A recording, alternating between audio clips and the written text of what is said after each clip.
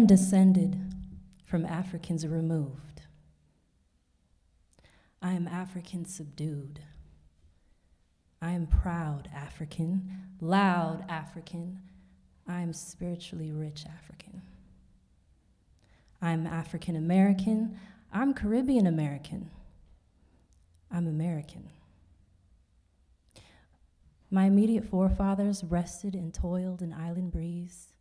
Sugar plantations like cotton ones changed names and new heritages were made. So much our enslaved forefathers gave. Labor, blood, art, love, and grace. So much grace. Because actions were not met with an equal measure of wrath. We had revolutions, marches, digital hashtags of unrest, updated monuments and laws, signals a gesture of acknowledgement, but nothing says our forefathers bad like a settlement. Consider their sins in the courtroom of life, crimes against humanity, sick games with bodies for profit were played. Do they just walk away? No. We remember. We have to face it to heal it. The African diaspora, and specifically Black Americans, have been through and given a lot. What you need, what you want. Rich music, food, culture, style, invention upon invention to help with the day-to-day. Who you need.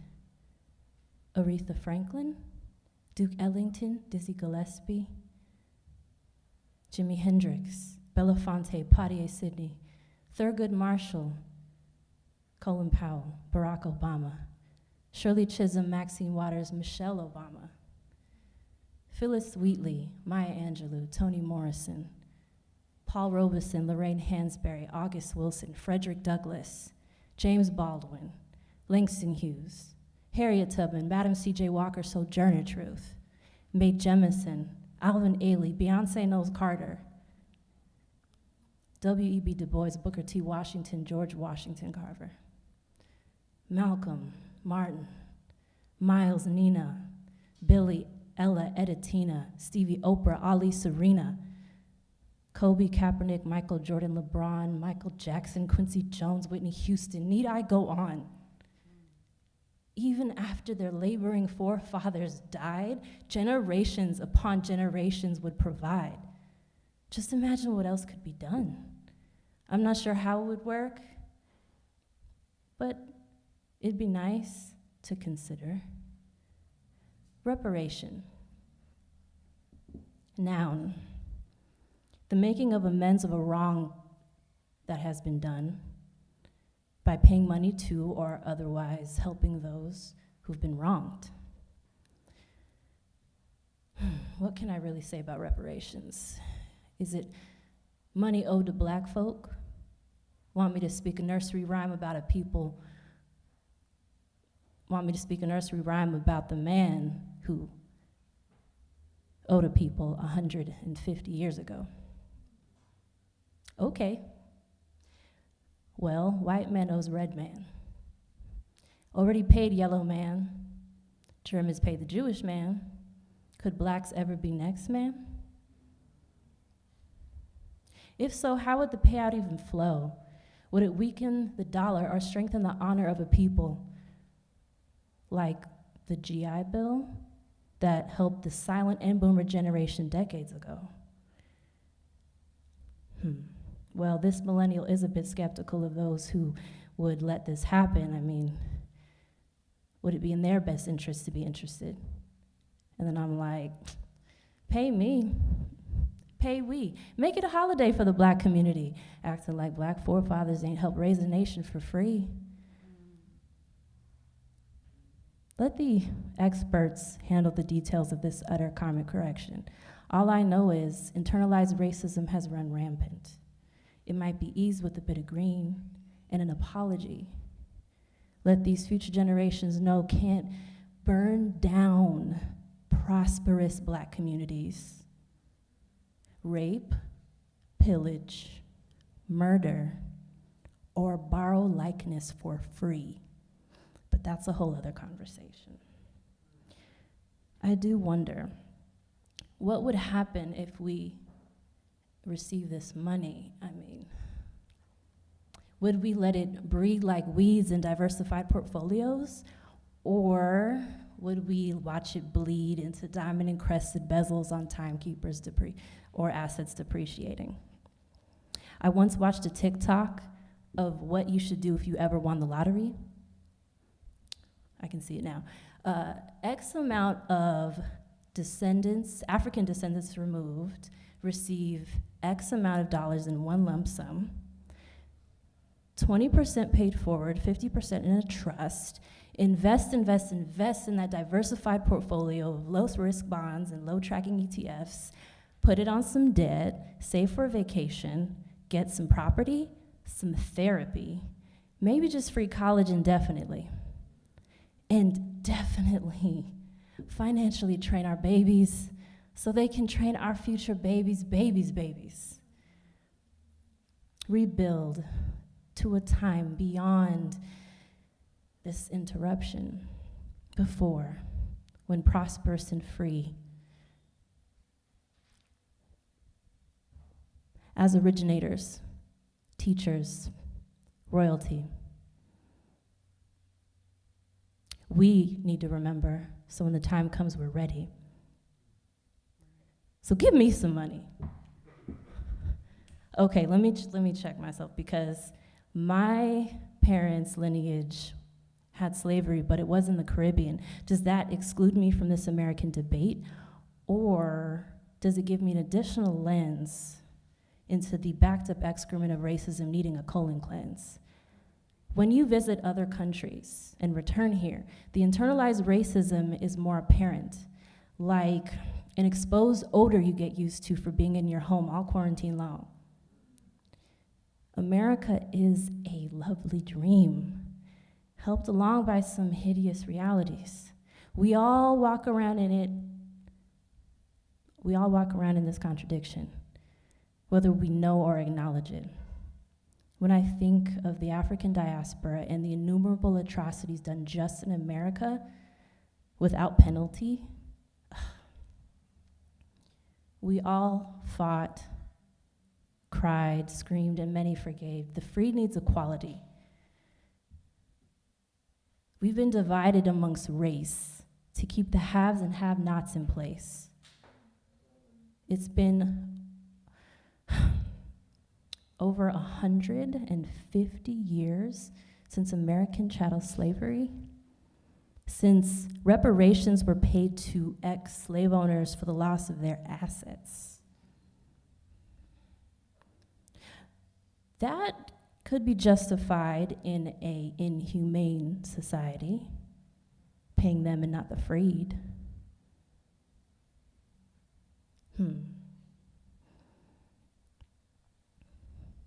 I would like to live in a humane America. Let's nurture the spirit of that dream by giving, with an apology, a bit of green, giving back to the descendants of the freed, blessing the Black community who will manifest their own destiny. Feed that heartfelt dream of one nation under God, indivisible, with liberty and justice for all.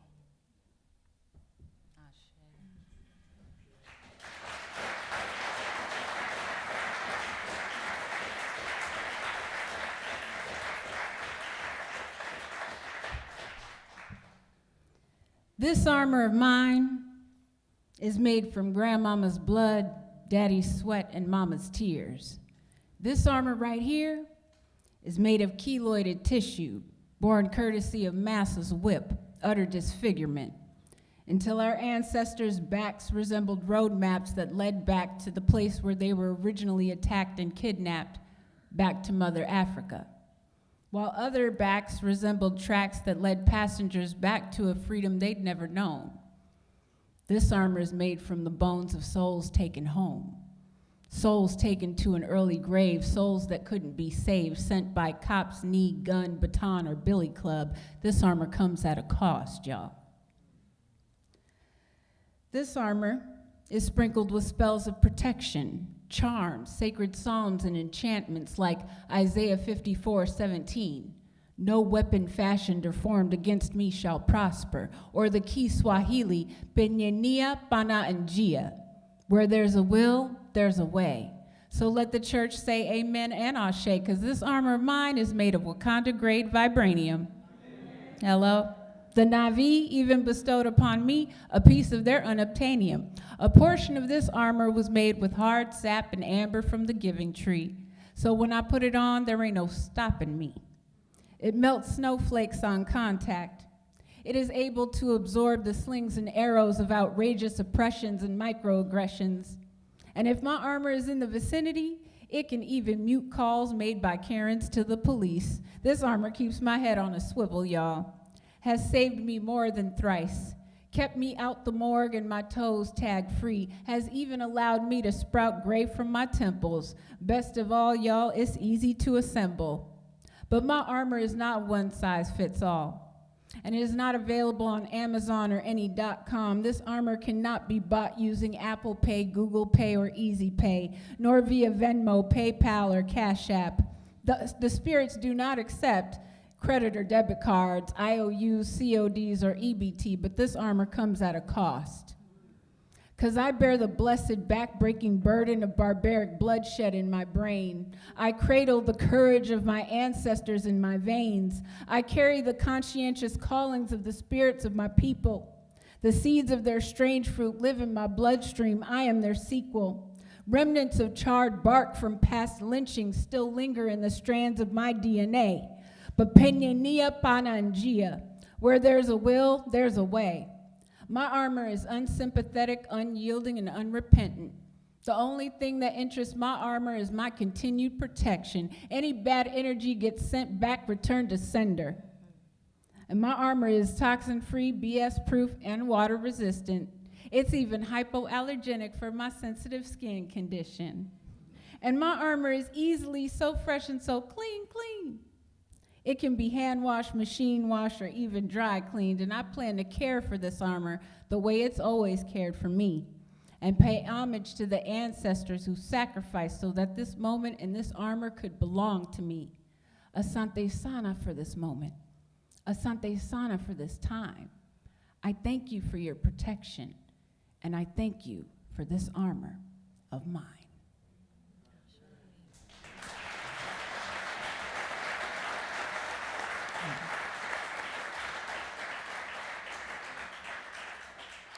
And this is my father's piece. Gail Scott-Heron wrote, "The revolution will not be televised." And I'm about to share with you, the revolution will not be televised, revised. You will not be able to stay at home, brothers and sisters. You will not be able to You will not be able to stay at home, brothers and sisters. You will not be able to plug in, turn on, and cop out. You will not be able to lose yourself on Skag or skip out for beer during commercials because the revolution will not be televised. The revolution will not be televised. The revolution will not be brought to you in 4 parts by Xerox or Hallmark without commercial interruption. The revolution will not show you pictures of Ron DeSantis blowing a bugle and leading a charge by Donald Trump, Rex Tillerson, or Betsy DeVos to eat hog moss confiscated from a Harlem sanctuary. The revolution will not be televised. The revolution will not be brought to you by the Schaefer Award Theater or Pantages Theater, and will not star Natalie Woods and Steve McQueen, or Sandra Bullock and Keanu Reeves. The revolution will not give your mouth sex appeal. The revolution will not get rid of the nubs. The revolution will not make you look 5 pounds thinner because the revolution will not be televised, brother. There will be no pictures of you and Willie Mae pushing that shopping cart down the block on the dead run or trying to slide that color TV into a stolen ambulance. NBC will not be able to predict the winner at 8:32 on reports from 29 districts. The revolution will not be televised. There will be no pictures of pigs shooting down brothers on the instant replay. There will be no pictures of pigs shooting down brothers on the instant replay. There will be no slow motions or still lives of Roy Wilkins or Al Sharpton strolling through Watts in a red, black, and green liberation jumpsuit that they had been saving for just the proper occasion. Beverly Acres, Beverly Hillbillies, Green Acres, and Hooterville Junction, or the Housewives of Anywhere will no longer seem so damn relevant. And folks won't care if Dick finally got down with Jane on Search for Tomorrow or Who's the Next American Idol, because black people will be in the streets looking for a brighter day. The revolution will not be televised. There will be no highlights on the 11 o'clock news and no pictures of Mercer Alexander sitting in a courtroom. The theme song will not be written by Neo, Jim Webb, or Francis Scott Key, nor sung by Lady Gaga, Tom Jones, Glenn Campbell, or Beyonce. The revolution will not be right back after a message about a white tornado, white lightning, white picket fences, or white people. You will not have to worry about the dove in your bedroom, the tiger in your tank, or the giant in your toilet bowl. The revolution will not go better with Coke. The revolution will not fight germs that may cause bad breath. The revolution will put you in the driver's seat. I said the revolution will not be televised, will not be televised, will not be televised, be televised. The revolution will be no rerun, my brothers and sisters. The revolution will be live. Thank you.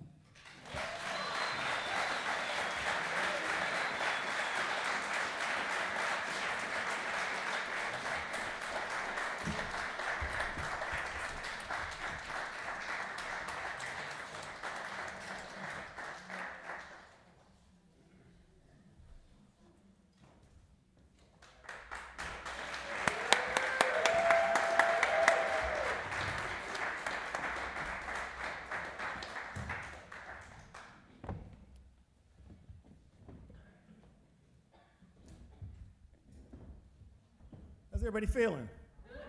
Good. Right. Really good. Yeah. So welcome. Big thanks to Greenway Court Theater for having us out. Mohammed, Whitney, Pearson, Jasmine, the whole crew, we appreciate this opportunity, and we're very excited for our first live podcast. And thanks to all of you for coming out. Yeah. Thanks to you that are here with us this evening, and to folks that are out there in the live stream world. We appreciate you beaming on in. I'm Tony Tolbert. This is my man, Adam Radinsky. We met about 40 years ago in our first year of law school, and we've been tight ever since. I could tell you some stories, but I won't. We launched Pay the Tab, Reparations Now in May. This is our 8th episode, and we're two lawyers doing what we can to make the case for reparations, doing our part to spark conversation, thought, and action around the call for reparations now.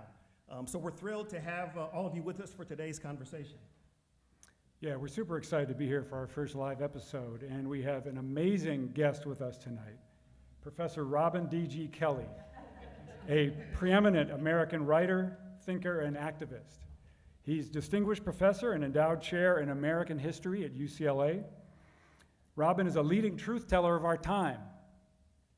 His research goes deep into all kinds of topics, from the history of social movements in the US, the struggles of working people for a better life, music, culture, and many others. Just last week, Robin was interviewed in The New Yorker about the latest political, cynical witch hunts going on, of which he is one of the prime targets. Professor Kelley's books are rich and they are numerous. Just a couple of examples: Race Rebels, Culture, Politics, and the Black Working Class, and Thelonious Monk, The Life and Times of an American Original, which is an amazing book. If you happen to be a jazz fan, it is a long and deep, delicious feast of a book. Yeah, so today's conversation is about Robin's groundbreaking book, Freedom Dreams, The Black Radical Imagination. It was first published in 2002, and Freedom Dreams is regarded as one of the essential works on the struggle for black liberation and the liberation of all people. Last year, he released an updated 20th anniversary version with new insights and observations gleaned from the past 2 decades. And it's really the perfect book, and he's the perfect guest for tonight's event, to dive into what a reimagined black future can look like. and how we get there. So we're in for a special treat, folks. Let's give it up for Rob and D.G. Kelley.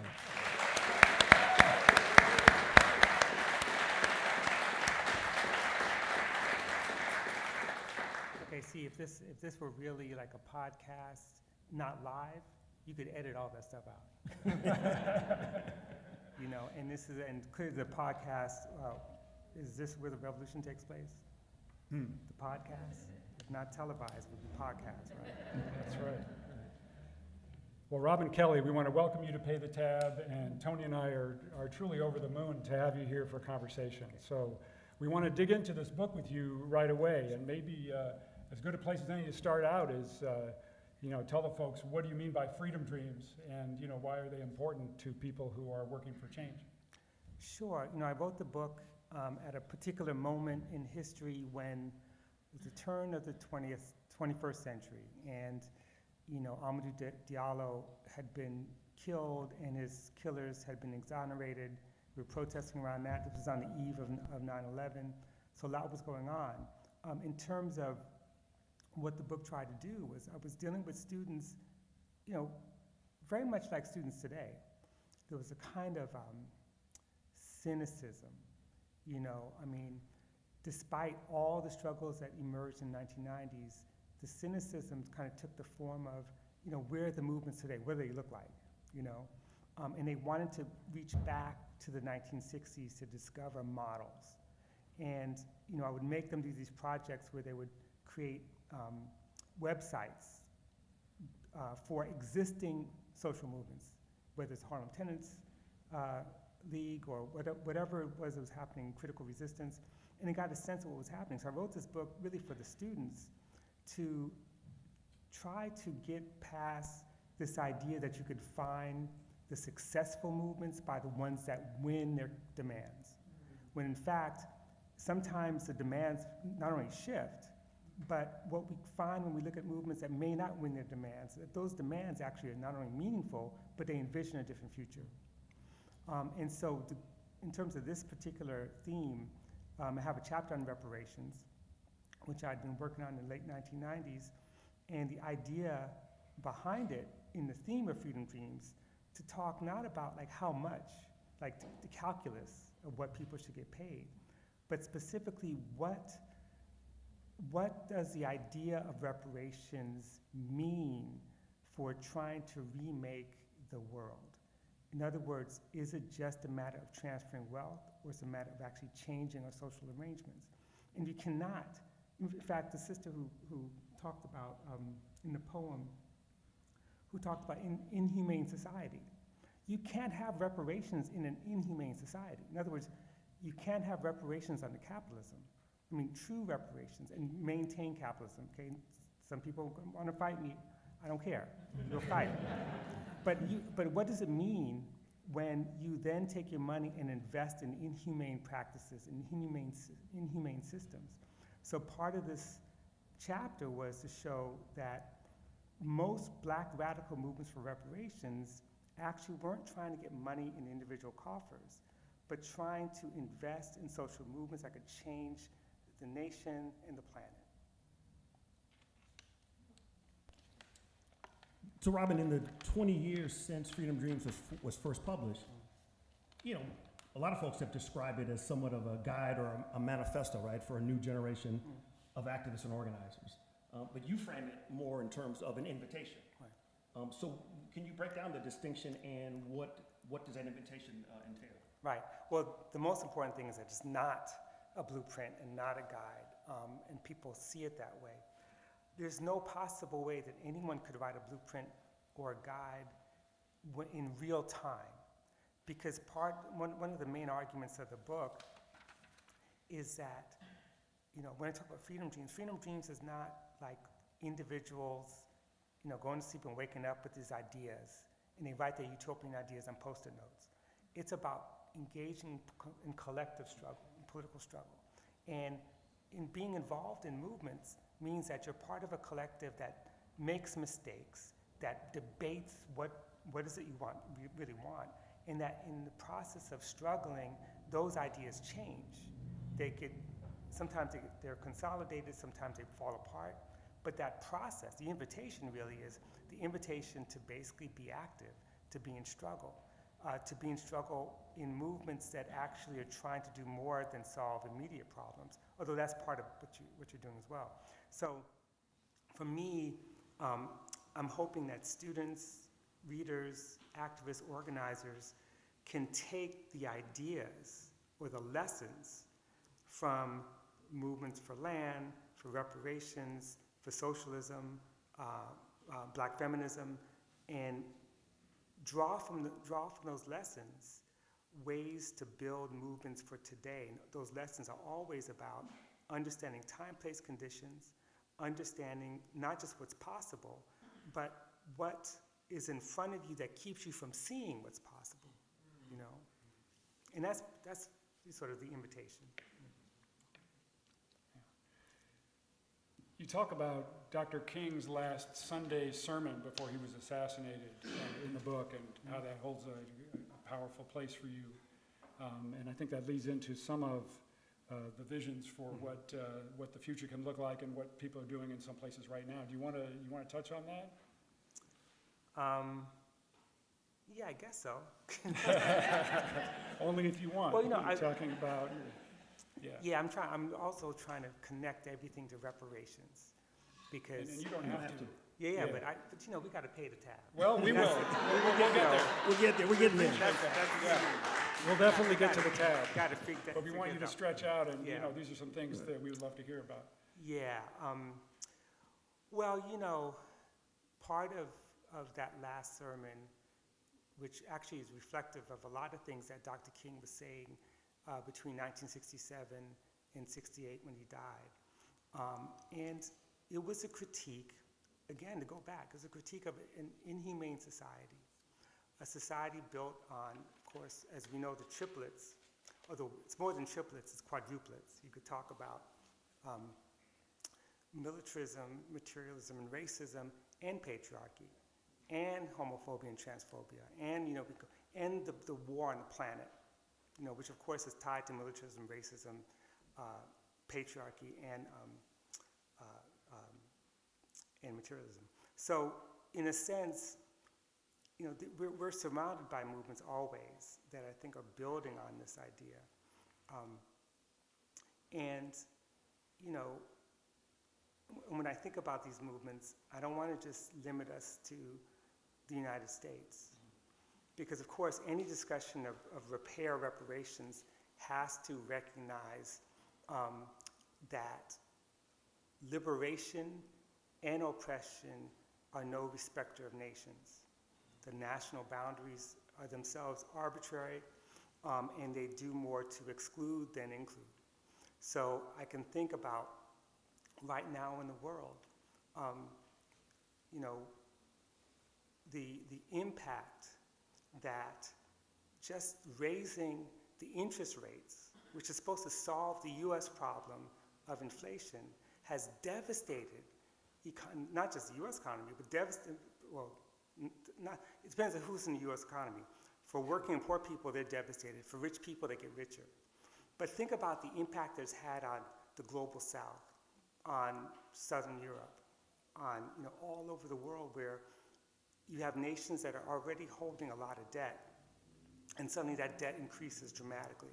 So when we talk about freedom dreams and social movements, you know, in Lebanon, they're burning banks. In, you know, Brazil finally has gotten rid of a dictator, but is facing a really hard road ahead, given its own struggles to protect the environment and the struggles to make sure people get paid a decent wage. Free trade agreements, for example, have not been friendly to working people. And I also think about the fact that, and this is also tied to the question of reparations, we live in a country full of, where we're inundated with myths. And one of the biggest myths is the whole model minority myth imposed on Asian Americans. And we're witnessing, you know, the continuation of violence against people of Asian descent. And that's true. But we also forget that there's even a larger violence around the world, where half the labor force in the world is Asian. I mean, I have students in my class at UCLA who's like, well, why do Asians succeed and black people don't? Which is a stupid question. I said, well, who made your clothes? You know, you think you're so privileged, but vast majority of people, who made your clothes? You know? And so we have to basically see King's dream or King's critique within a global framework. And when we talk about something like reparations, it's really, I think, limiting when we think only about, say, black people of US descent and how to solve that problem. Or black people just in the global north, as if the impact of colonialism, post-colonial order, and slavery hasn't devastated the continent of Africa, you know? And we have to pay attention to that as well. I don't know if that answers the question, but that's what I'm thinking about. Thank you. Yeah, absolutely. So shifting gears a little bit, so we're here at Greenway Court Theater, which is home to the Poetry Lounge, which for some of you may know, that's the longest running weekly spoken word event in the country. And it served as one of the inspirations for Deaf Poetry Jam. So, Robin, in the book, you quote disability justice scholar Claudia Payne on the role of poets and artists, right? And I'll read something that you wrote.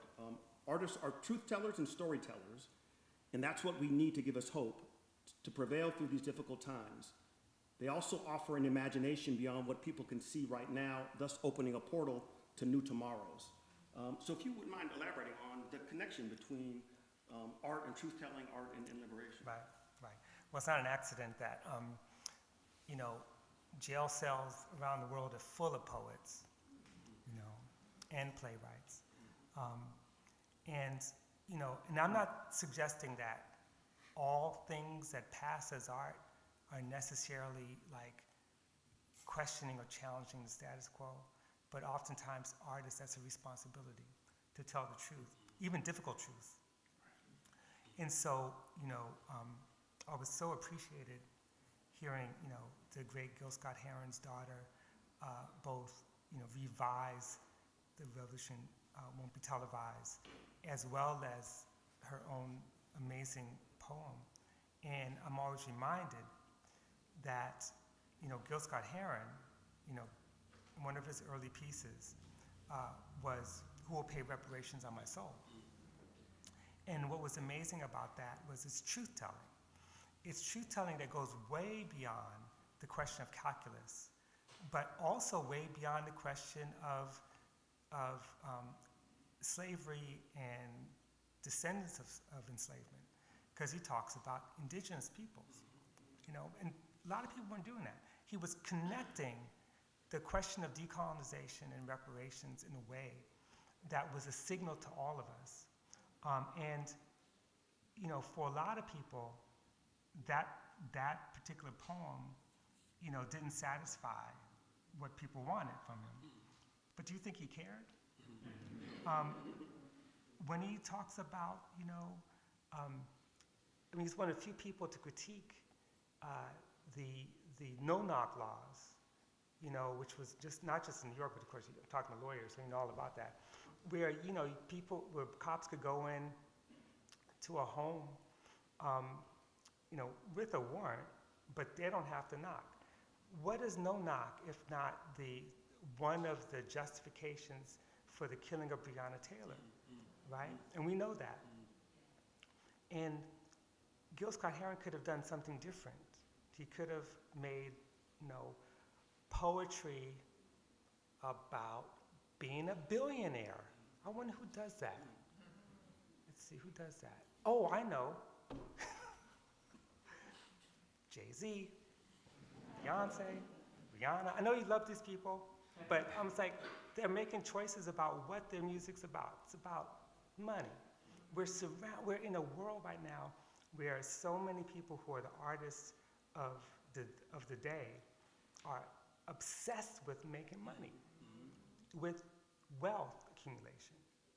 And we could talk about that later, but when you are a struggling artist and you make choices to critique the system, and you pay the price, that's what it means to be a truth teller. Now, let me just say one last thing about that. I mean, I mentioned a lot of young artists and current artists, like Monet, for example, who wrote the foreword to the new edition, who's an amazing poet, has a new album that just dropped. And she's one of many, many people. One of my inspirations was Sekou Sundiata, who passed away too early, and my daughter's named after him. But Sekou was another one who made certain choices to create art for the sake of advancing an idea of creating new collectives of people, right? But in the end, and this is a challenge to all of us, we have to think about what it means when we spend huge amounts of money to support artists who are already billionaires to basically make music about billionaires versus artists who are struggling and, sometimes on the street and we pass them by. How do we build collective support so that those artists who really are telling the truth, who have risked their lives and their futures to do the work that they're doing, we need to figure out a way to support them and figure out a way to withdraw money from the people who already have a lot of it, And that's part of the story of reparations, because some people have to pay the tab. Yeah. Well, we definitely want to talk to you more about reparations, Robin, and you make a real deep point about how we have to change the structure of our society first and foremost, right? And I think your voice is always on our shoulders whenever we talk about reparations and different approaches, because you're kind of like the voice of the Godfather, right? Like, yeah, guys, but you got to keep this in mind. And so one thing that some people might say when we're talking about reparations now, like what are the current conversations about it? And as you point out in the book, most of those conversations are well within our system, right? And about money and qualification and so forth. But some people might say, maybe we can't get rid of capitalism just yet. Right. Maybe we can't get rid of racism right now, but some cash could help, right? I can't pay my bills, and some form of reparations could be very, very helpful in the form of cash. Right. Not as the only thing, but as perhaps a start or at least a conversation. So how do you respond? Right. I mean, I'm sure you've heard some of those words. Oh yeah, no, definitely. And by the way, just before I answer the question, just keep in mind that reparations are being paid all the time, just so you know that. When we think about big pharma and the damage that these corporations did to people in terms of opioid addiction, when they're making payouts, it's a form of reparations. You think about the Chicago Police Department, just one of many, that is basically the largest gang in Chicago, organized gang. And I say that not even being tongue-in-cheek. It's the largest organized gang in that city. And how many billions of dollars, really, over the last 20 years, they paid out in wrongful death cases, in police brutality, misconduct. I mean, we're talking about billions of dollars, which, by the way, the city has to borrow money to pay that, because cops don't have to pay it themselves because of liability. So you have that. So we see reparations all the time, and yet we're not supposed to talk about them, according to my friend Ron DeSantis, because it is a violation, right? It makes people uncomfortable. So to go back to this question of like, what does it mean to put cash in people's pockets? I think that it goes both ways. What does it mean to take cash from those who basically are doing damage to us, So to literally transfer, and that's what the idea of defund means, to defund one segment of society that's killing us and take the funds to invest, divest from one, invest in another. So even though this may not look like reparations, to basically reduce our military budget, which keeps going higher and higher and higher for no reason, and move that money into actually improving cities and providing funds for schools, mental health, restoring public hospitals, all these kinds of things. This is a form of repair, of reparations. In terms of the historical reparations that we're more familiar with, that is reparations for Jim Crow, for slavery, I do think, I do always come back to the model of the Black Manifesto, which was drafted in 1969, which is so different from the way we think of reparations as a calculus. Because what they were asking for wasn't even that much money, $500 million, but the money would be distributed to specific kinds of causes and movements. So they're like, we want $10 million to go to the National Welfare Rights Organization so they could fight their fight. We want $20 million for land trust. We want like $10 or $20 million for a national black strike fund so that unions would be strengthened. See, we don't think about that. We think about, well, so can I get a Tesla or a Lexus with my money? And so this way of sort of getting cash into people's hands to buy homes. Let's talk about Evanston, where the idea was in Evanston, Illinois, to tax cannabis sales, right, and take that money and make it available as reparations to families who actually have roots in Evanston to buy homes. Well, that sounds like a good idea. $50,000 for down payment, $100,000, whatever. But what does it mean to get money to buy a home in a community where there's kind of predatory lending going on anyway? But with that community, the value of your home doesn't appreciate because you're surrounded by black people, right? Or where the value of your home, it is not enough to be able to sort of take a second loan, right? These kinds of things. In other words, racism still exists, and it ends up absorbing whatever cash you might get because you end up putting the money back into a system that still is differential, that still treats people unequal. So unless you solve one problem, then I'm not saying don't get the cash, but you got to think about like, what do you do with that money? What do you do with those resources? What if reparations was about massive investments in communities? Massive investments. I don't mean small investments. What if the reparations was about eliminating police as we know it and replacing with public safety that actually works? What if reparations was about providing social housing, and that the people who benefit from them, they may all be black, but they may not. Do we get mad about that? No. I mean, if you live in low-income communities and you have a massive infusion of capital in those, do you have to parse out who really is a descendant of slaves and who's not? It makes no sense. Because it's too much work. It's one of the reasons why the National Welfare Rights Organization wanted to get rid of welfare and have basic income, because you got to pay all these social workers to do policing work. So you're doing the same thing. You're policing who deserves and who doesn't, who's a descendant of a slave and who's not. So to me, all that stuff is really problematic, but we have to get to the point of figuring out where the money's going to come from, how do you divest and reinvest, and how do you move funds and resources and infrastructure toward people who actually are descendants of not just slavery, but all forms of oppression going back. Because we know that the source of wealth in any country is labor, and that's just the beginning, because we haven't talked about decolonization, which is another issue.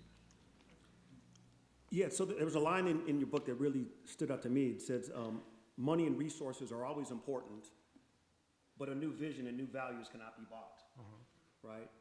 And you also explained that reparations, in terms of historical, early reparations movements, and now it isn't the end goal in and of itself, right? Can you, elaborate on that? Yeah, and that goes again to the Black Manifesto and others, where, Black Manifesto and Cobra, the Provisional Government for the Republic of New Africa.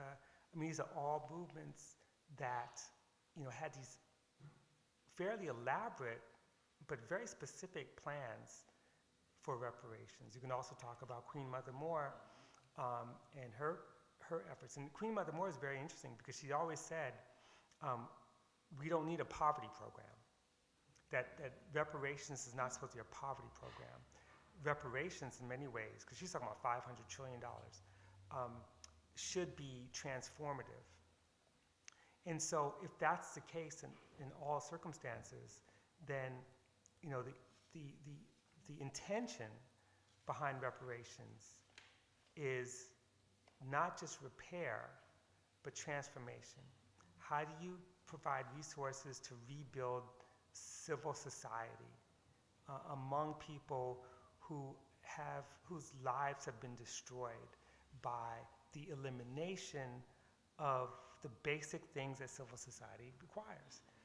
If your life has been destroyed by the lack of medical care, if your life has been destroyed by ongoing police violence, if your life has been destroyed by dilapidated housing, it's not enough to just fix the housing and put a hospital. How do you actually rebuild social relationships so that people could actually not only thrive but govern themselves? Education's important, but what good is free tuition if people don't even have the basic skills to be able to get and succeed at a university? How do you do that? And finally, what does it mean to just provide people with cash and in a food desert, or in circumstances where land is nothing but property, as opposed to a place that we're supposed to steward? And this, again, brings us back to the thing that's been haunting me, because one of my failures, I think, in Freedom Dreams in the first edition was my inability to see the relationship between decolonization, indigenous land back movements, and reparations for Black people. Because so much of the reparations story that we know we've inherited is based on what? 40 acres and a mule, right? So this idea that, at the end of the period of enslavement, the Mafa, the catastrophe, that somehow if Black people had only gotten their land and resources, they'd have a kind of basis to develop economically and politically. And that's not untrue. But this is also a period during the Civil War and after of the Homestead Acts. And the Homestead Acts, were attempts by the federal government, not attempts, but the federal government basically took stolen land, it's all stolen land from indigenous people, but took land that was treaty land and just distributed it. Some Black people got some of the land, not much, very few, and some of the Black towns were built on homestead land. But what does it mean to dispossess people of land, to not actually abide by treaties, and not to recognize the true stewards of the land, and build reparations based on the idea of land as property? So if we really are serious about reparations, we've got to follow first the question of decolonization and land back. And that has to be first. I mean, I know that sounds harsh, but it has to be first because we can't simply reduce it to redistributing land without actually resolving that issue. Because honestly, land back is also about climate catastrophe and trying to end it. It's also about trying to end extractive industries. It's also about trying to, provide resources and build up our animal population that is under threat, because we're all together on this earth. So imagine a reparations project that considers that in addition to the dismantling of a system that hoards wealth, In the short term, there's some things we could do. We could change tax codes. We could, invest in education, all that stuff. But to me, if I really believe in what I write, we can't stop there. It has to be just the beginning. Fantastic, thank you so much. By the way, quick announcement for you guys here in the live theater audience that You will have an opportunity to participate in this podcast in a moment. We're going to have a brief question and answer session, so get your light bulbs going. We have time for at least a few questions, but I want to take note of a reparations dignitary who is among us tonight. She is the chair of the revolutionary California Reparations Task Force. She's a friend of the pod, and she is the guest on our most downloaded episode. Please say hello to Camila Moore. Thanks, Camila.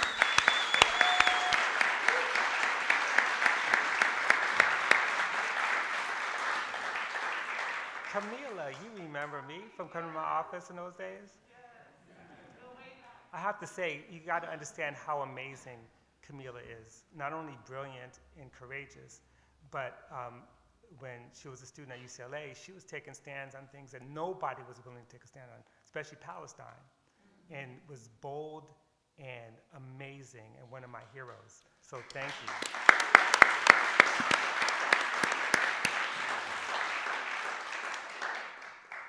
You know, in the book, Freedom Dreams, which you'll have a chance to buy afterwards. Robin can't say that, but I can say that. Buy, and Robin will be signing copies as well. But Robin writes about the influence that his mother has had on him in terms of her spiritual practice, raised Robin and his siblings to be concerned for others, right? That we're in this world, we're all connected, and that we rise and fall together. So Adam and I are grateful to have our mothers in the house tonight. Wow. Yeah. So Adam's mom's Terry is in from Chicago. Yeah, beautiful to see you. My mom Marie is in from Pico and Robertson, right down the street. And my mom is just about to celebrate her 90th birthday, so wow. we're really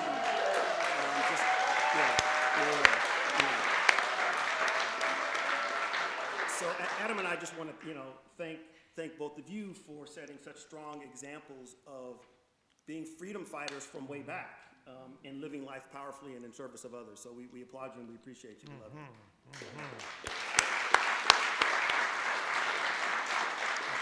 All right, so now for our in-person audience, it's your turn. We can take a few questions for sure, and we're not going to be passing around a mic, so if you're interested in asking a question, you can raise your hand, and maybe we have a tiny bit more light in the audience, and then we will repeat back your questions and see where we go. Oh, that's awesome. Yes, please.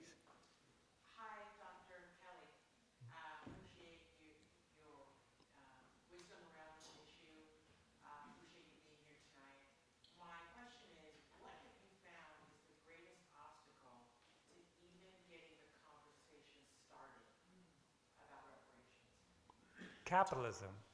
So the question is, what's the greatest obstacle to even getting the conversation started about reparations?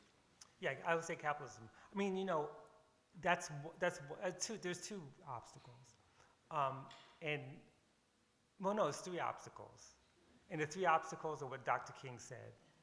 Capitalism, materialism, and racism. Racism because this idea that somehow black people in particular have a right to some restitution for unpaid wages in centuries, that's a shocking thing to people because one of the arguments against that is that, you got all this poverty money over the years, all this welfare. Really? I mean, it's the stupidest thing that you can even say. And yet people will put that argument forward.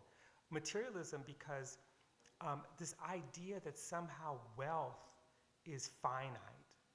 And for me to support reparations as a wealthy person or as a white person, I'd have to give up something.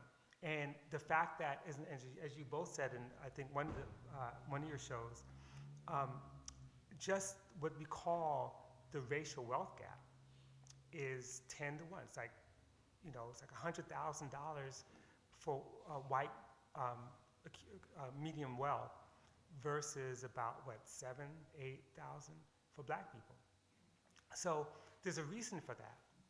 But this idea that somehow you have to give up something, and then finally, you know, so got racism, materialism,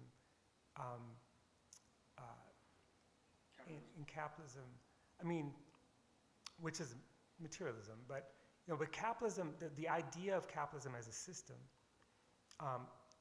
it has become so common sense that people can't imagine any alternative to it, despite the fact it's not that old.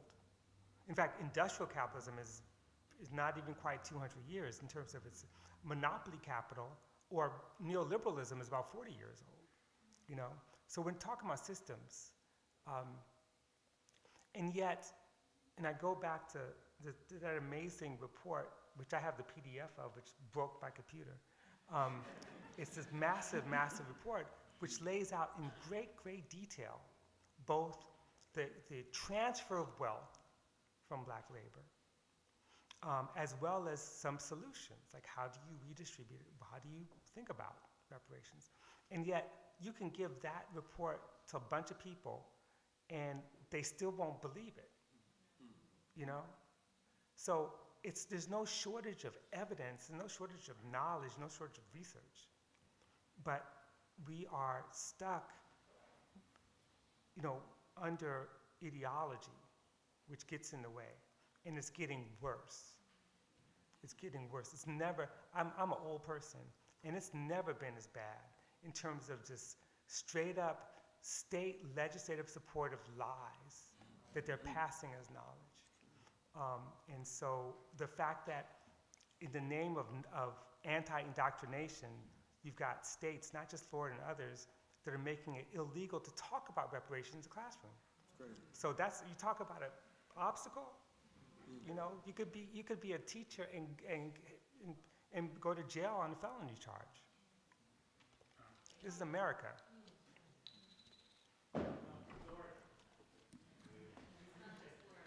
Yes, not just Florida. It's not. Good evening, everybody. Yeah. My name is Rachel. My husband Joe and I drove out from Diamond Bar, so Okay. as far as Chicago.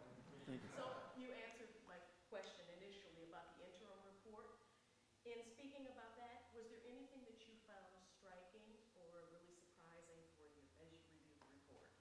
And sorry, but for our live streaming audience, the question was about the interim report of the California Task Force and whether anything surprised Professor Kelley in the interim report. Surprised me. Well, what surprised me is that it was funded. I mean, that surprised me. But you know, I looked at who was involved. You know, Jovan Lewis, you know, Camilla, other. I mean, these are really brilliant scholars. And I have to say, what surprised me was that it was even supported and published. In terms of the evidence is overwhelming. It's you know, I spent the last 35, 36 years of my life teaching this kind of stuff. So, like I said, even the idea that we should all know that California is not a non-slave state. It's a myth, you know? In fact, it was a struggle over slavery that was the heart of the U.S.-Mexico War, you know? So there's a lot that people need to read. I think one thing about the report, though, is that I really encourage people to read the whole thing because there's amazing history there. An amazing, it's not just, it's not a brief. You know, it's not a legal brief. It is a document, a historical document, which lays out the case, I think, thoroughly in a way that I think is incontrovertible. Question in the back there. Yes. Hello, my name is Ojarigi. So when we're talking about reparations, we're talking about repairing and rebuilding something. But something I've been thinking a lot about, especially because the episode of the Tulsa Race Massacre, is about how do we actually account for the loss of time, something that you can't get back. I'm also thinking of folks who are incarcerated or those who have been executed by this country wrongfully. Right. Where do we even begin to seek reparations for something that can't be restored again because it's gone? Exactly. That's an excellent question. And let alone people being executed for things they may have done. I think, you know, But let's just go back to this question of time. That's a crucial one, because when we think, let's just make a list of things. There's a loss of time. There is the loss of our children's time. There's a loss of the possibility of I mean, if you think about slavery, for example, the idea that you don't have the right to have a family, that the patriarch is the slave master, and the sales of children, the loss of their relations is something that you can't calculate, right? Think about other kinds of violences that, and luckily the people are talking about this now, but gender-based violence, sexual violence. You think about the conditions of work, let alone the loss of wages. You can't just calculate wages. You have to count what are the conditions of work. But let me just say this. Once you start to bring in all those things, which I think are important, then we have to look at the whole system. And when we look at the whole system, and again, people are differentially exploited and oppressed. So I'm not saying it's all the same. You've got to then deal with all these other people whose time was taken, whose lives are destroyed, who may not have been formal chattel slaves. There's a line in William Darrady's book, and it's a very fine book in many ways, but there's a line in there that really disturbed me about Asians. And again, I've been thinking about this for a long time, where he says, Asian Americans were voluntary migrants. It's not really true, because if you talk about the history of coolie labor, there's all kinds of descendants of Asians who were not voluntary. And in fact, most migrants in this age of 19th, 20th, 21st century refugees are not voluntary, But to say that somehow they're voluntary and so therefore there should be no reparations, well, when you talk about the actual enslavement of Chinese or people from South Asia and being put on plantations, we should talk about that as well. We should think about that. And of course, I'm going to get pushback saying, well, we got to do one thing at a time. Why you muddy the waters? Well, at what point do we think about the interrelationships among people, and how there's a really important story of African slaves and Chinese coolie workers who are on the same slave ship. There's actually a graphic novel about this. At what point are we willing to acknowledge those relationships? At what point are we willing to acknowledge the slavery of indigenous peoples? I got people in Jamaica who were descendants of enslaved people in North Carolina who were sent, right, enslaved and sent to the Caribbean. At what point do we include them? So I think it's important to really look at the big picture and do exactly what you're doing. Look at every single aspect of exploitation, extraction, and violence and dispossession, and look at it all. And then suddenly we're going to see an earth that needs to change, and that repair is going to involve every single person in every single nation, period. There's no free space. There's none. Hope that answers the question.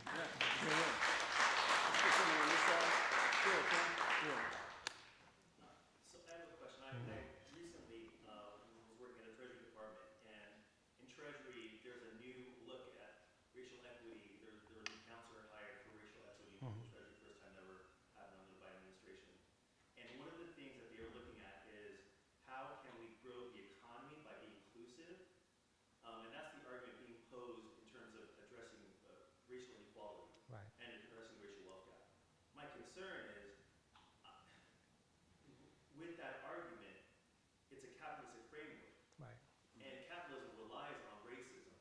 So how do you divorce that racist element within capitalism, within that argument? Because to me, morality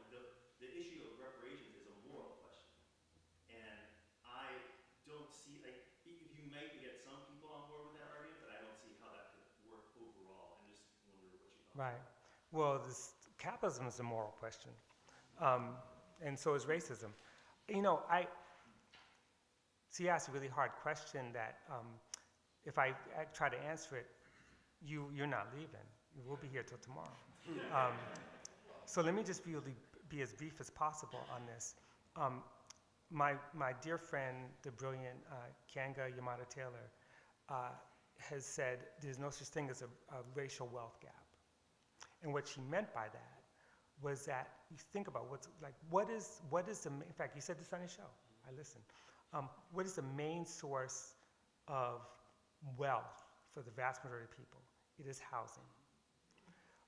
What we see as, what we treat as housing discrimination or the differential value is not an aberration. That is housing.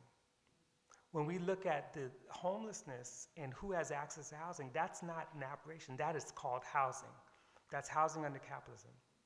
You know, rents, mortgages, interests, they shift based on all kinds of aspects, part of it having to do with race, but a lot of it having to do with the way the market functions, which, as you mentioned, is inseparable from the kind of racial and gendered structure of our society. So it's like unavoidable. And I'm not saying that you could make a better capitalism. You can't make a better capitalism because capitalism will always, always be based on some form of differentiation because it has to. That's its oxygen, you know? Even class is differentiation, that's its oxygen, you know? And you create classes by making sure that some people don't have access to certain things. It's not a deliberate, conspiracy. It's the way the system works. So what we have to do then is step back and say, well, do we really want to grow the economy based on the same system, or can we think about what an economy would look like that does not permit homelessness, that caps rents, that doesn't engage in certain kind of predatory lending practices in which you can bundle up mortgages in like these subprime loans and then distribute them and sell them and resell them, and then the whole market collapses. That is not sustainable. But the point is, if you're a true capitalist, you don't care if it's sustainable.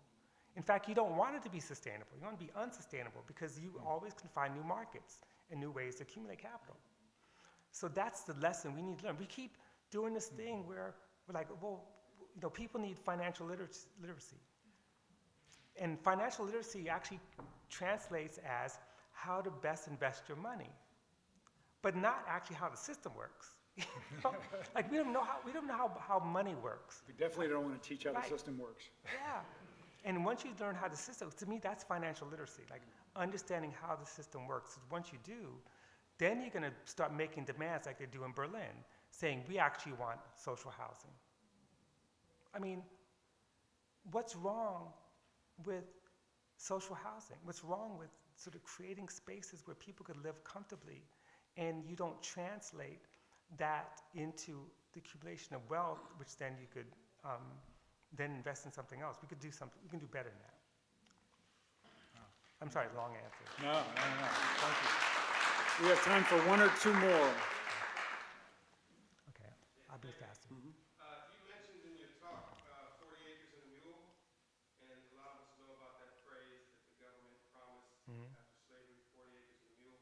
But I was talking to a historian years ago, and he told me that that's kind of not exactly what was said or how it was said. That's true. And I'm wondering if you could give some clarity to, that it wasn't just black and white, guaranteed 40 acres and a mule, what that actually looked like and how it was actually said to the people. Right. So, okay, here's the short answer. It was never said that way, although there was, Thaddeus Stevens did have an idea of redistributing the land that was seized from the Confederacy. Most of that land wasn't seized. So here's the story. Got Civil War. you've got people like General Benjamin Butler, who decides, he puts out his order number 15. He decides we're going to resettle some of the, they were calling refugees or contraband. I love that, contraband. And we're going to settle these African people on this land it's seized. But here's the thing. That order was rescinded. And it was rescinded because Andrew Johnson, who was a friend of slave owners, decided, with, over and above some people in Congress, that they were going to allow the old Confederacy, basically the people who waged war in the United States, to come back into the Union without having to face any consequences or accountability, and give them their land back, right? So that limited the amount of land that could be redistributed anyway. So there were proposals for this 40 acres and a mule, but you keep in mind that the Freedmen's Bureau as a structure, as an institution, it was a Freedmen's Bureau of refugees in land, and some of the people who benefited from the Freedmen's Bureau were not black. Because if you're a refugee, sometimes you're dispossessed, or your relationship with the land is disrupted, right? So in a sense, there was some limited redistribution, but the land available wasn't even arable. I think it was about 0.2% of all land available, and most of it wasn't, you couldn't even grow anything on it. So it was never really, that was not the promise that was to be fulfilled. But to me, it doesn't matter, because the language of 40 acres and a mule is like the 1%. The idea is that there is a claim to be made. And as we know, the first claims for reparations precede the end of slavery, 1854. And then after the end of slavery, most of those claims were taken in the form of a pension fund. So that was so you have, William Vaughan, you have Callie House, and all these different movements saying that we should at least pay a pension to formerly enslaved people, especially the elders. Why? Because in terms of the white people who supported it, southern states did not have the capacity or even the willingness to support elderly black people. So they figured a pension fund from the federal government would take that off their hands. So there's a lot of things that were going on, all in the name of reparations, right? But in the end, I do think that it's the language of 40 acres and a mule as a kind of symbolic claim is exactly what has driven so many movements and created a certain kind of expectation. The history is way more complicated, but in the end, the biggest stumbling block is still the same stumbling block that made it difficult for liberal Congress, liberal elected officials to support emancipation. And that stumbling block was the Fifth Amendment. The idea that that property is sacrosanct, that you do not mess with property. Property is property, even in terms of human beings, can't be messed with.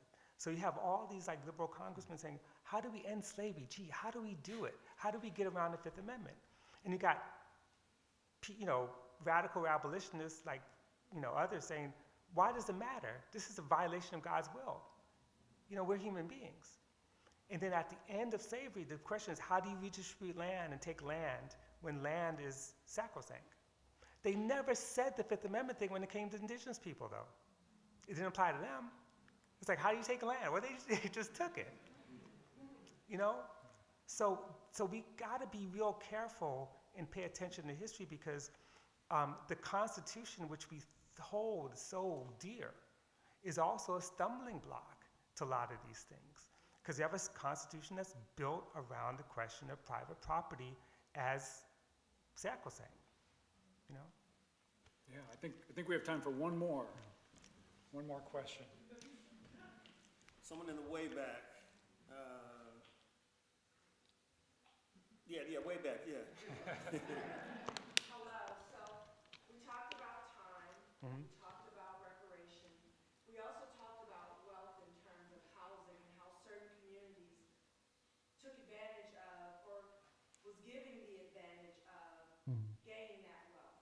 And so I look at it now where we look at people of color who are slower to get into that housing market and build that wealth.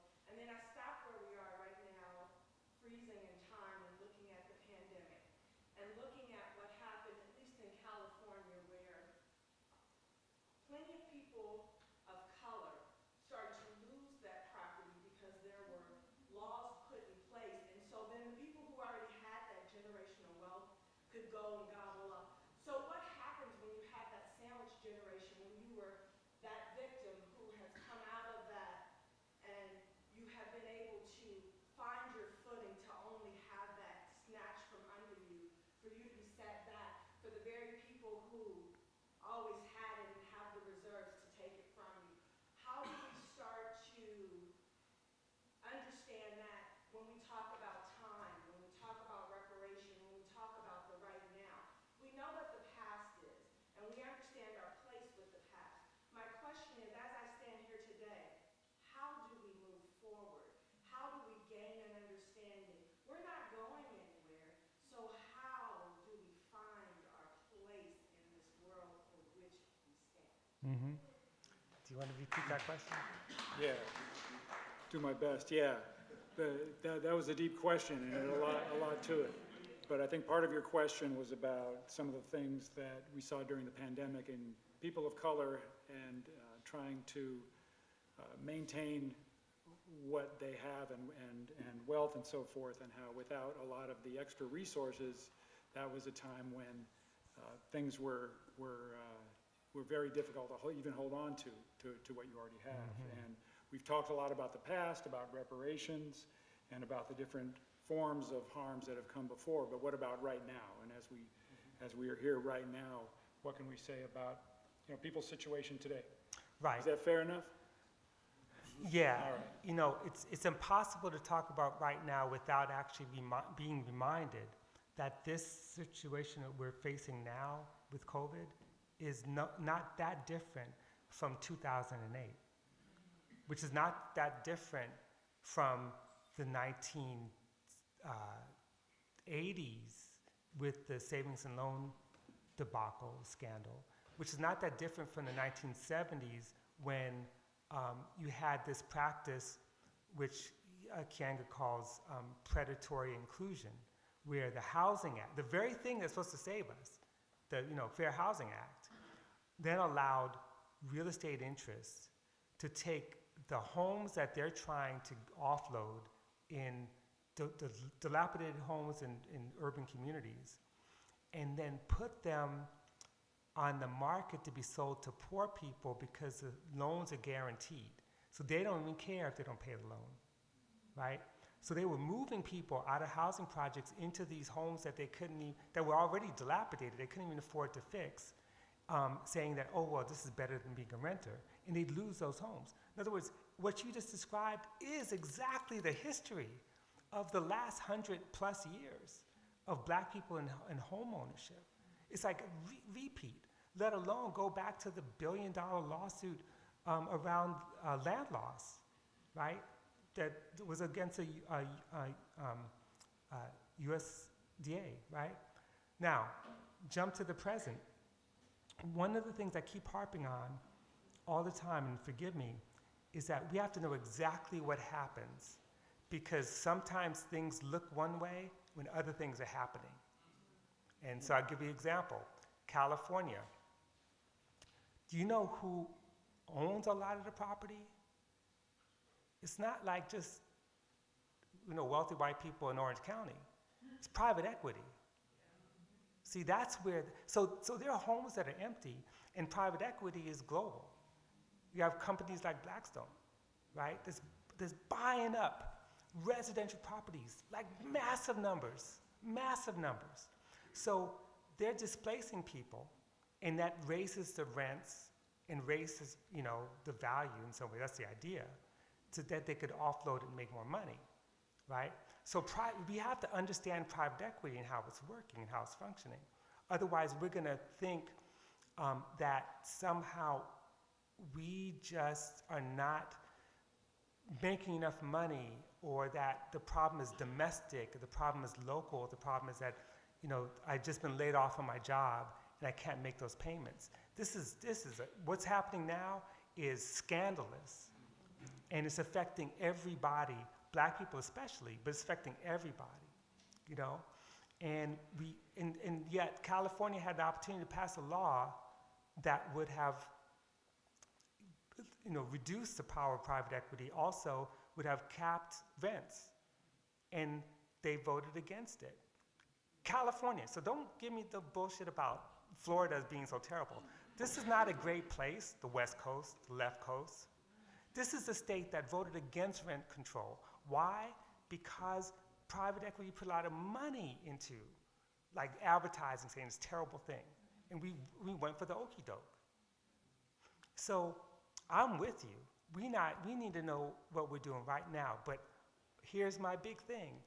We've got to always look at the biggest picture possible, because when you look at the big picture, you see things that you can't see, in the space that we're struggling in. And it requires all of us to see together, and if we don't see the big picture, we're going to continue to come up with strategies that cannot change things. The strategies that could put a Band-Aid on something, but they will not change anything. And that's my answer, hopefully. It's not pessimistic, but it's one that's determined, that we need to make some changes, big ones.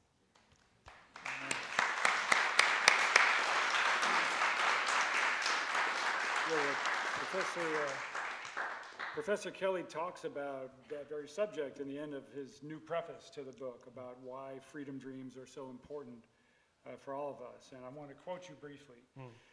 Without new visions, we don't know what to build, only what to knock down. We end up confused, rudderless, and cynical. Making a revolution is not a series of clever maneuvers and tactics, but a process that can and must transform us. Robin, we are deeply grateful for you to come here tonight and share your time and wisdom with all of us. Thank you so much.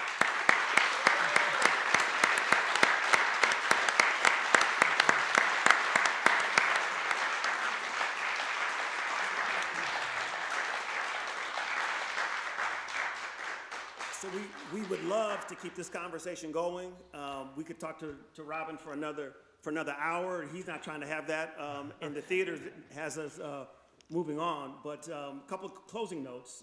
You can donate to the National Coalition of Blacks for Reparations in America, and COBRA, which has been fighting for reparations for a long time. Dr. Kelley is been a supporter and connected with the organization for several years. So that's a place you can donate here on the spot or online. You can also, as I mentioned earlier, out in the lobby, pick up Freedom Dreams, right? Awesome book. Check it out, Black Radical Imagination. Robin will be signing copies out there. Shout out to Eso Won Books, a mainstay in the local book scene. Eso Won has closed their physical space in Leimert Park, but they are still open for business online, so please support them and other Black booksellers. Yes. We thank you, the audience here, for being such an awesome audience. Great energy and great questions. The audience out there, we can't see you, but we can feel you. Thank you. We know you're there. We hope you're there. Again, thanks to the folks here at Greenway Court Theater for hosting us and for inviting us to do this. And really, mad thanks for Robin D.G. Kelley. Is he a bad dude or what? Yeah.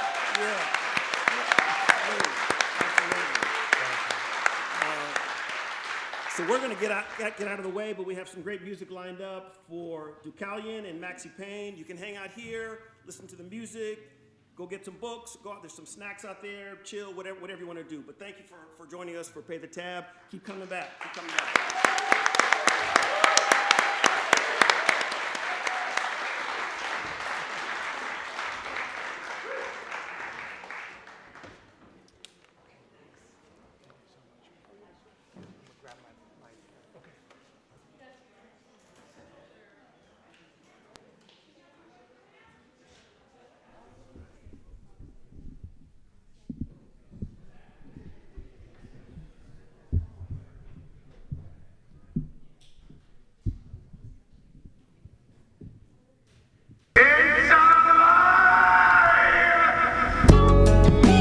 Yeah, Greenway, how y'all doing tonight? I go by the name of Dukalion. Give it up for our incredible podcast hosts. Give it up for Ayana and Gia and everybody for having us. If y'all allow me, hopefully I can drop some knowledge on y'all. Look, yo, me and my cohorts go forth, stepping across the threshold of pain. Similar members of color and flesh know disdain for the outsiders looking in, who idolize our culture but despise our skin. For every Trayvon Martin, there's hundreds of souls floating away injustice. It's discussing how the courts are overrun with corruption. Even the brothers without the burners is targeted, often harassed, shackled up, slaughtered by the pigs in this backwards system. And we ain't always innocent, but I can't incriminate niggas for the system's benefit. See, I'm for putting down guns, picking up sons, emitting wisdom and fixing the buildings in the slums. With the lineage of the first peoples on earth, our seeds spread way before Pangea dispersed. So in essence, we are brothers to say the least. So you and I must unify before we too late to slay the beast. We need a moment of clarity, followed by peace, love, and solidarity. Instead of trying to dehumanize, put your pride aside. Ain't no verses, it's just you and I. Look, we need a moment of clarity, followed by peace, love, and solidarity. Instead of trying to dehumanize, put your pride aside. Ain't no verses, it's just you and I.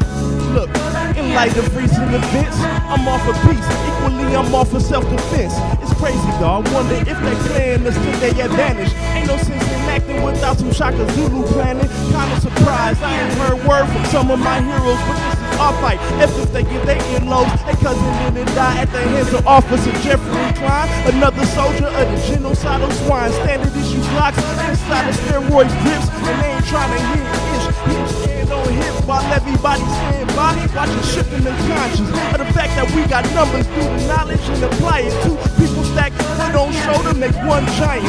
Imagine the sight of millions of brown fish united. Imagine billions of every color in unison, tuned from within instead of feuding over food and skin. Look, we need a moment of clarity, followed by peace, love, and solidarity. Instead of trying to dehumanize, put your pride aside. Ain't no verses, it's just you and I. Look, we need a moment of clarity, followed by peace, love, and solidarity. Instead of trying to dehumanize, put your pride aside. Ain't no verses, it's just you and I. Yeah, how y'all doing, Greenway Theater? Yeah, you know, this song is dedicated to all those that we've lost in this struggle. Don't matter if you're black, brown, white, yellow, doesn't matter. You know what I'm saying? We all under this roof together for solidarity, unity, and we want them reparations, you know what I'm saying? So I appreciate y'all rocking with me. And wouldn't be here without our ancestors, you know what I'm saying? So let's beat ride out. Thank you guys. I'm gonna pass it off to my brother Maxi Payne. What's going on? I'm gonna hit y'all with a short medley. A short medley of a few songs that I got, or one song that I made into a few. Let's get it.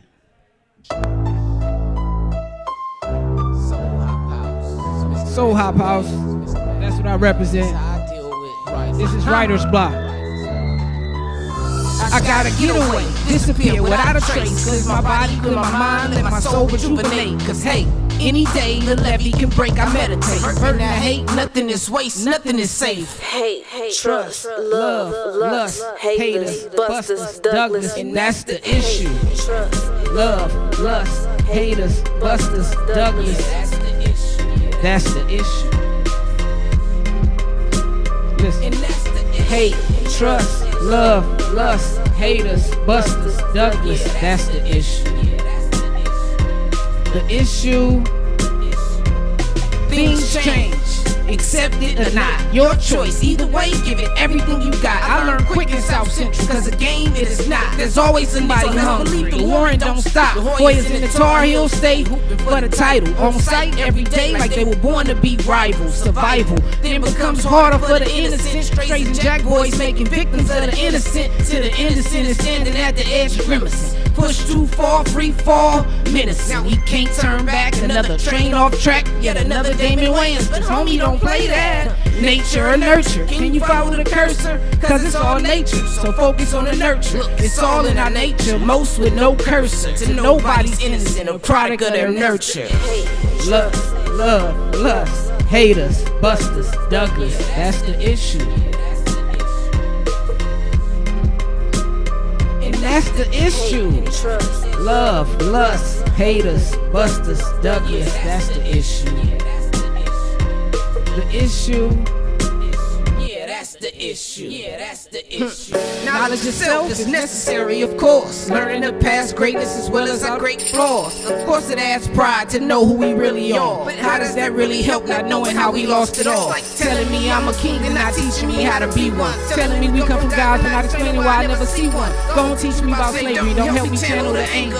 Tell me how to survive but not how to limit the danger. Life is a rabbit hole, no doubt it's a land of wonder. But without winter, there cannot be a summer. If no one is on top, nobody would be abundant. No love without hate. Damn, what a bummer. Life is a loop. What is alive becomes true.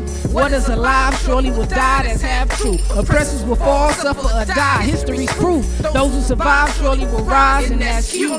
Make a difference till we never see it. Perhaps we can't make a difference cause we gotta be it. We thinking that we made a difference, claiming that we see it. But how did we make a difference? History's repeating. We keep trying to make a difference till we never see it. Perhaps we can't make a difference cause we gotta be it. We thinking that we made a difference, claiming that we see it. But how never see the difference until we be it. Hey. It feels like there's not another way. I'm still going. I gotta make it. Ready for the Dougies, bringing drama around the way. Cause I'm knowing I gotta shake it. Even when it feels like there's not another way. What I say, I gotta make it. Ready for the Dougies, bringing drama around the way. Cause I'm knowing I gotta shake it. The truth is, black lives don't matter to the cops, politicians, government, and other Latin. Only a few will say it, the actions have clearly spoken. Corruption, confusion, they taking us for a joke. In the courts, verdicts bias. In the hood, cops despise us. Hunting us in these streets like bears, lions, and tigers. Jealous back into slavery, wishing we go extinct. Ain't knowing cause we ain't showing there is in no cave and we harass us, beat us and blast us. Look down on, look through or look past us. Still our spirit is cashes and your hatred just gases. Not yet oddly, but improving, showing flashes. See the struggle continue, moving forward, facing backwards. The freedom we seek, same freedom that traffic. So on these beats I'ma teach like the lab is my campus. Till my words like the dine and being studied in classes. For real. When it feels like there's not another way. What I say, I gotta make it. Ready for the Dougies, bringing drama around the way. Cause I'm knowing, I gotta shake it. When it feels like there's not another way.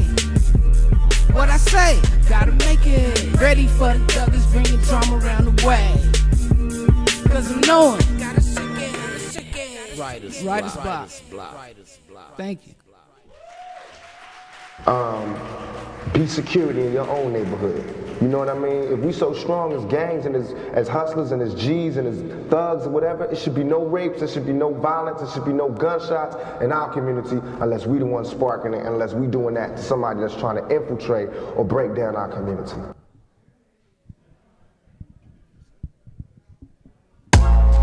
Shit. Look.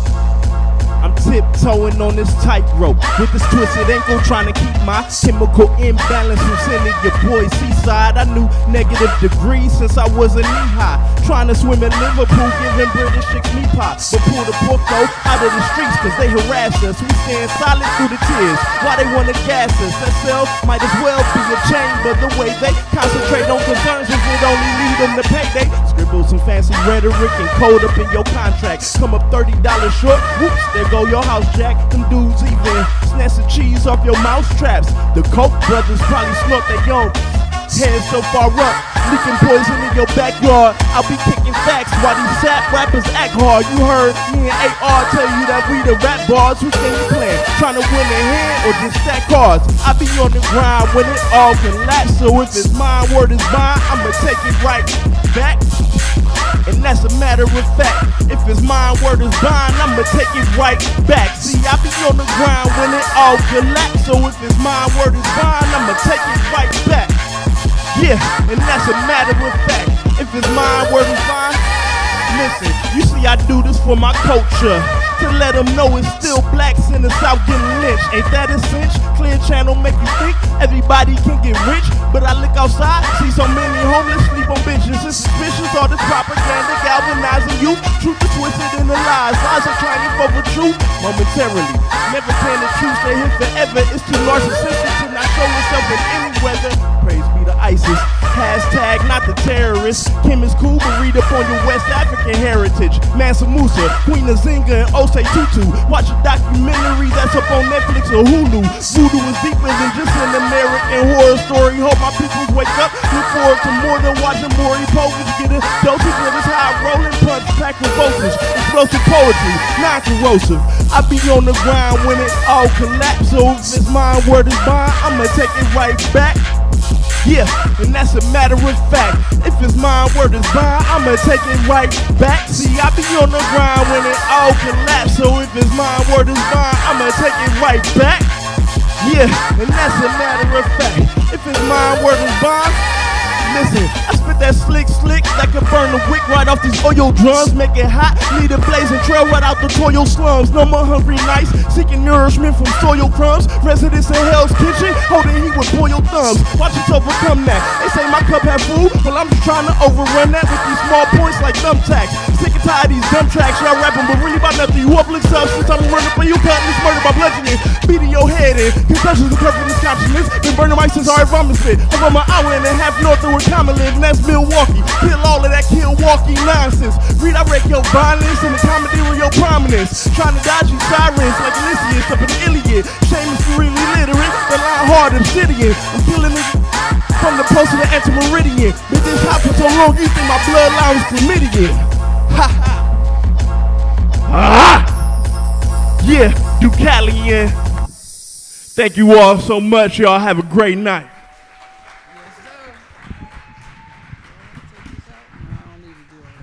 You got one more for him? We got one more.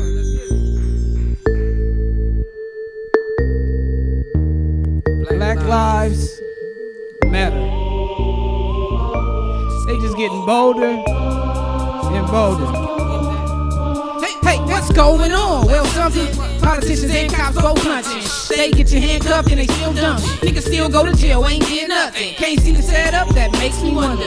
Don't believe me? Go check the numbers. The disparity should bring clarity. If not, wait a while, history will repeat. Just watch it happen in no time. Big scared out here, got them fear blind. They can give a fuck about us in their mind. One less, see no crime. Got them on a pay vacay in a peaceful environment. Besides, hard time be a requirement. The family of victims should get your retirement or be put to death with this lowly requirement. Die as you kill. The hate that you this is what you have feel. The law is not just to destroy and reveal. The struggle is real. The hate that you give is the anger you feel. We first must unite as a people and heal. Preaching and marching, we struggle and steal. 1 black, 2 blacks, 3 blacks drop. Murdered while the streets without cause by the cops. 4 blacks, 5 blacks, 6 blacks drop. Murdered while in custody on orders from the top. Bang, their history go loot. Misery love company, more proof. Click, turn on the news, see a cop shoot. Innocent black man, it could be you. A routine stop means daily harassing. Racial profiling, or is it old fashioned? Label tradition like prayer and fasting. Or seen itself hate like bangers when blasting. Watch no sound, no caption. Not to judge off of words, rather with action. Is kid is still knowing what happened. History, time for redemption. Raising our fists, waving as a flag. United as one, like things of our past. Anger to no longer mad. Plan, plot, strategize till vengeance is had. The struggle is real. The hate that you give is the anger you feel. We first must unite as a people and heal. In preaching and marching, we struggle and steal. Die as you kill. What you have dished is what you will feel. The law is not just to destroy and reveal. As the list grows, 1 black, 2 blacks, 3 blacks drop. In the streets